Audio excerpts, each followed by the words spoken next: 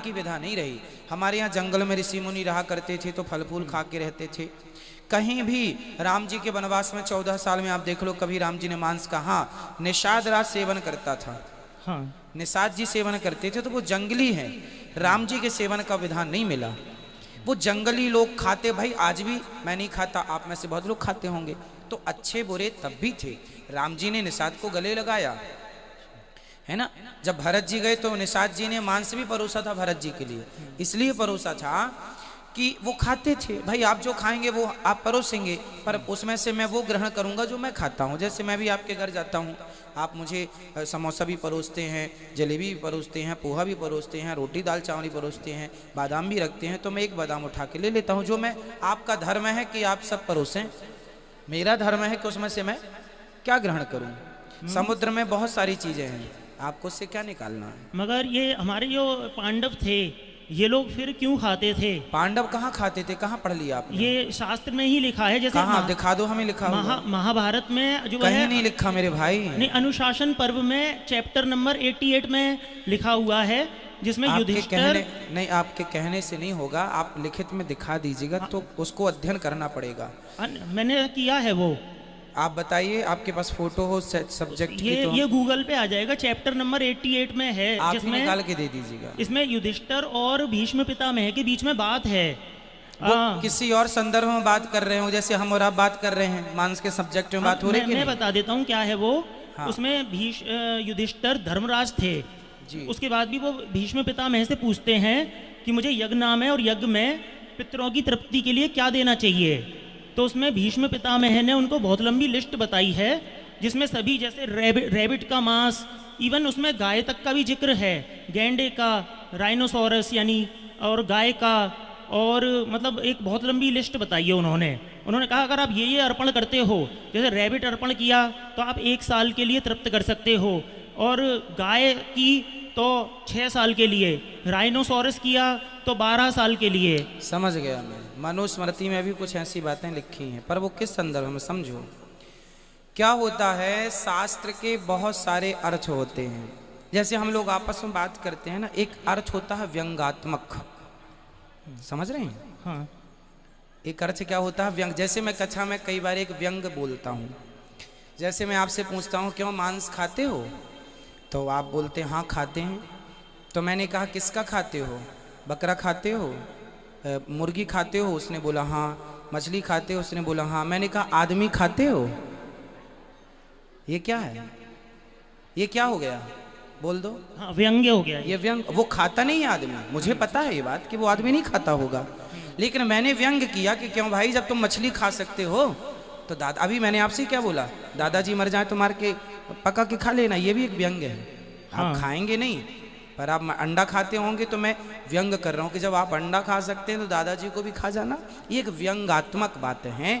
तो भीष्म पितामह जी धर्मराज युधिष्ठिर को ये व्यंगात्मक कह रहे हैं। भाई हंसी मजाक तो होती है, व्यंगात्मक। अच्छा एक काम करना, गैंडे का मांस चढ़ा देना, और क्या है ना, और क्या ले आना। भाई आप हंसी मजाक करते हैं कि नहीं, शास्त्रों में हंसी मजाक की बातें भी तो लिखी हैं। भाई रावण ने जो कहा वो भी लिखा है, विभीषण ने जो कहा वो भी लिखा है, शूर्पणखा ने कहा राम जी तुम बहुत सुंदर हो, ये भी तो लिखा है। तो सब कुछ लिखा होता है शास्त्रों में, लेकिन ये समझना है कि हमें उससे क्या ग्रहण करना है। भाई आपके घर में रसोई में बहुत सारा सामान पड़ा है, आप सब तो नहीं खाते, जो खाने योग्य आपकी माँ ने बना दिया है सबको मिला के वो ग्रहण कर लेते हैं। उसी तरह शास्त्रों में बहुत कुछ है। भाई समुद्र में सारी आभूषण है, सब कुछ है, मतलब समुद्र मंथन के समय सब निकला था, उसमें से जहर भी निकला था और अमृत भी निकला था, उसी से निकला था, उन्हीं के द्वारा निकला था। अब क्या ग्रहण करना है, अमृत ग्रहण किया, जहर को ग्रहण नहीं किया। तो शास्त्रों में दोनों है, अमृत भी है जहर भी है। अब वो तो व्यंगात्मक, देखो शास्त्रों की ये अर्थ समझना पड़ेगा, ये व्यंगात्मक अर्थ है। अच्छा गैंडे का पका लेना, हाँ। तो अब युधिष्ठिर जी पूछ रहे हैं पितामह बताओ पूर्वजों को क्या खिलाएं, कौन सा तृप्ति कैसे होगी, मांस खिलाएं कि सात्विक खिलाएं। तो अच्छा एक काम करना, गैंडे की पका लेना। पहले ऐसी बातें करके बाद में आए नहीं पगले, बादाम का और आटे का और ये चावल का करना, पहले मजाक कर लिया फिर विषय पे आ गए। तो ये बोलने का ढंग है। हम लोग मजाक करते हैं आपसे, आप हमसे करते हैं, तो क्या वहाँ पे व्यंगात्मक बातें नहीं रही होंगी। व्यंग के बाण छोड़े जाते थे। अब आपको ये अर्थ नहीं लगाना, अरे ये कह रहे हैं कि ये गाय का भी मांस उन्होंने पका के खाया। ना जी, धर्मराज युधिष्ठिर धर्मराज हैं, उनसे अधर्म कैसे हो जाएगा? हाँ, इसीलिए पूछा था मैंने। वो व्यंगात्मक अर्थ है मेरे भाई। शास्त्रों के अर्थों को तब समझ में आएगा जब आप गुरु चरणों में बैठेंगे, वरना अर्थ का अनर्थ ही हो जाएगा।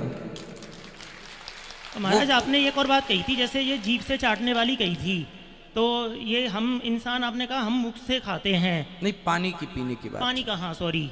तो लेकिन ये ऐसा है, हम पानी को जीभ से भी पी सकते हैं, लेकिन हम दोनों तरीके से कर सकते हैं। लेकिन अगर हमने जीभ से पिया तो उसमें टाइम ज़्यादा लगेगा। तो आप में से कोई पीता है जीभ से पानी? हाँ नहीं, क्योंकि उसमें टाइम ज़्यादा लगेगा तो क्यों पिए हम, इसलिए हम होठों से ही उसको कर लेते जैसे। लेकिन मनुष्य के अंदर वो क्षमता दोनों है, जैसे कि अगर हम 4 हाथों के बल चलते हैं। भाई देखो, क्षमता तो है तब ना आदमी मांस खा रहा है। भाई क्षमता तो है तब तो मांस खा रहा है। पर सवाल मेरा फिर आपसे कि क्षमता है, अब मेरी क्षमता तो, अब आप यदि अपने दादाजी का मांस खा जाएं तो आपके पेट में तो दादाजी के मांस को पचाने की भी क्षमता है। बोलो हाँ या ना? जब सुअर का पचा लेते हो, जब हाथी कुत्ते का पचा लेते हो, मुर्गी पचा लेते हो, तो दादाजी का मांस नहीं पचेगा आपके पेट। आपका पेट मना नहीं कर सकता, नहीं जी ये मेरे दादाजी का नहीं। उसी तरह मेरे भाई, पचाने को तो आप कह रहे हैं कि नहीं जीभ से चाट के भी पिया, फिर बचाने को तो आपके दादाजी का ही मांस आप पचा लोगे। पेट थोड़ी मना करेगा कि नहीं मैं नहीं पचाऊंगा दादाजी का मांस है। तो पचाने को तो आदमी पत्थर पचा लेता है, स्वर्ण भस्म खाता है आदमी, स्वर्ण भस्म पच जाती है। नहीं, ये मैंने पचाने की बात पे नहीं कहा था। बात वही है कि खा सकते हैं। अच्छा, खा तो सकते हैं दादाजी का भी मांस, पर खाना सही है? और महाराज ये और जानना था नहीं, मुझे। पहले मेरे प्रश्न का उत्तर दे दीजिए। हाँ हाँ, खा सकते हैं, आप दादाजी का भी मांस खा सकते हैं। नहीं, वो इंसान का तो खैर कहीं किसी भी धर्म में नहीं है कि आप इंसान का खाएं। पर बहुत सारे देशों में खाते हैं मेरे भाई, खाते हैं। गूगल सर्च करना। नहीं, फिर वो तो गलत ही है, उसे तो मैं भी, उस पर तो वाद विवाद है ही नहीं, गलत वो तो गलत ही है। जब इंसानों में गलत है तो आप इंसानों का पक्षधर हैं, जानवरों के पक्षधर नहीं है। वो भी, उनका भी तो जीवन है, उनकी भी तो जिंदगी है। क्यों आप छीन रहे हैं उनसे जिंदगी? लेकिन ये जीवन शाकाहार में भी है। शाकाहार में है तो दाल खाओ, चावल खाओ, रोटी खाओ, बादाम खाओ। लेकिन जीवन तो इनमें भी है, तो ये पाप नहीं होगा फिर? किन में? शाकाहार में भी। शाकाहार में कैसे पाप है बताइए? क्योंकि जीवन के आधार पे अगर कहें तो भाई जीवन, आज ही मैंने कक्षा में बोला कि आप गेहूं को चबाइए तो गेहूं को चबाने में गेहूं चिल्लाएगी नहीं, चीखेगी नहीं, पर मुर्गी को आप चबाइए तो वो चीखेगी, चिल्लाएगी, फड़फड़ाएगी। तो मुर्गी से आप गेहूं की तुलना ना करें कि गेहूं में भी तो प्राण है, मुर्गी में भी तो प्राण है, क्योंकि गेहूं तो अंकुरित होता है। मेरे भाई समझो, सोनार की तराजू से सब्जियां नहीं तौली जाती, सोनार की तराजू में सोना तौला जाता है, और सब्जियों वाले की तराजू में सोना नहीं तौला जाता। हर एक तराजू से सब नहीं तौला, हर बात को एक ही तराजू से मत तौलो कि मांस को आपने गेहूं से तौल के दे दिया कि जी उसमें भी तो प्राण है। नहीं, उसके प्राण हैं पर अलग ढंग से, वो हमारे प्राणों की रक्षा करने के लिए है। गेहूं को हम खाते हैं तो हमारे प्राणों की रक्षा होती है, पर मुर्गी को आप मार डालते हैं, उसके प्राण पहले चले जाते हैं। इसलिए दोनों की तुलना नहीं हो सकती। इसलिए महाराज, एक जैसे शाकाहारी में इनके क्या होता है, दो इनके सेंसेस लेस होते हैं, वो चिल्ला नहीं सकते, भाग नहीं सकते, तो वो असहाय हो गए। कौन? तो जो शाकाहारी हो गए, जैसे गेहूं, चावल या पेड़ पौधे, तो एक असहाय को मारना उचित हो गया क्या फिर इस हिसाब से? वो बना ही हमारे लिए है मेरे भाई। भाई चिड़िया क्या खाती है? यही वाली बात मांसाहार करने वाले लोग कह देते हैं कि वो बना ही हमारे लिए है। ना ना ना ना, वो तो समझ में आ रहा है ना, ईश्वर ने हमारे लिए दाल चावल सब्जी रोटी बनाई है, तो वो खाओ यदि आपके पास अभाव है। जैसे मैंने कई बार बताया कि पश्चिम बंगाल में हाँ, मछली चावल खाते हैं। हाँ, वहाँ देवी को भोग भी लगाते हैं मछली चावल का, और वहाँ पर तो शादी विवाह में मछली चावल ही परोसा जाता है। अब वहाँ पर क्यों? क्योंकि आज के 50 साल पहले, 100 साल पहले वहाँ पर ना दालें होती थी, ना वहाँ पर कोई सब्जियाँ होती थी, ओनली चावल, धान की खेती होती थी। तो चावल को किससे खाएं? तो मछली से उन लोगों ने डिसाइड किया होगा। पर आज के युग में ट्रांसपोर्ट तब नहीं था, पर आज तो ट्रांसपोर्ट है, आज तो आवागमन है। तो आज हम आज के परिवेश से देखो, जो परिभाषा कल थी वही परिभाषा आज रहेगी। समाज में कुछ चीज़ें समय के साथ साथ बदलती हैं, सत्य नहीं बदलता, शास्त्र नहीं बदलते पर कुछ परिभाषाएं बदलती हैं। उस जमाने में मांस की जरूरत थी, पश्चिम बंगाल में मछली चावल की तो खाया, हाँ। मजबूरी थी, जी नहीं सकते। आज तो दाल रोटी अवेलेबल है मेरे भाई, अब क्यों?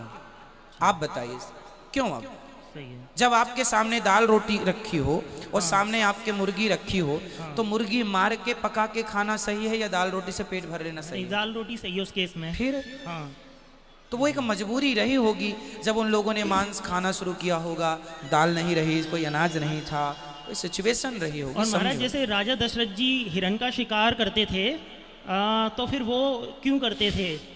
वो राजा थे, हाँ राजाओं के लिए जैसे डॉक्टर चूहे पर एक्सपेरिमेंट करता है ना, हाँ कोई भी नई वैक्सीन आई, कोई भी नई दवाई आई, तो वो चूहे पर डॉक्टर लोग एक्सपेरिमेंट करते हैं, चूहे को फाड़ते हैं, फिर सिलते हैं, जोड़ते हैं, करते हैं कि नहीं? आप जानते हैं? तो चूहे पर एक्सपेरिमेंट मैं नहीं कर सकता, आप नहीं कर सकते, पर डॉक्टरों की जो पढ़ाई की शुरुआत कर रहा है, बेस तैयार कर रहा है, वो करता है। उसी प्रकार राजा महाराजा पहले शेर का और हिरण का शिकार करते थे। शेर का जो शिकार कर लेगा तो प्रजा कॉन्फिडेंस बढ़ जाता था कि हमारा राजा शेर को मार सकता है, मतलब हमारी रक्षा कर सकता है। इसलिए प्रजा का कॉन्फिडेंस लेवल बढ़ाने के लिए। और हिरण का क्यों? हिरण का क्योंकि तेज भागता है, हाँ। तो उससे धनुष बाण देखा जाता है कि निशाना ठीक लग रहा है कि नहीं। सिर्फ राजाओं को और उन हिरणों को मारा जाता था, जो हिरण, उन शेर को मारा जाता जो उद्दंड होते थे। जंगल में शेर और हिरण ऐसे पाए जाते थे जो एक हिरण दूसरे हिरण पर हावी हो जाता था। आप भी देखते हैं ना, कुछ जानवर हावी हो जाते हैं, उद्दंड हो जाते, सब जानवरों को परेशान करते हैं। कुछ भैंसें होती हैं जो सबको मारती हैं, कुछ भैंसा होते, कुछ बकरी होती सबको मारती। उस जो जंगल में दुष्टता फैलाने वाले जानवर थे, उनको मारा करते थे राजा लोग, क्योंकि उनकी प्रजा है वो। और जहाँ जैसे ये बात शास्त्रों में मतलब लिखी हुई है या ये आपका अनुमान है? हाँ, भगवान सब कुछ लिखा हुआ है। अच्छा, बिल्कुल। आप राम जी भी बाण लेकर के चले, जब माता सीता ने कहा कि हमें ये मृग ला कर दो, तो वो राजा महाराजाओं के लिए ही उचित था, सामान्य लोग नहीं मार सकते थे। जी ठीक है महाराज जी, बहुत बहुत धन्यवाद आपके समय के लिए। खुश रहिए, भगवान आपको सुखी रखें और सद्बुद्धि दें।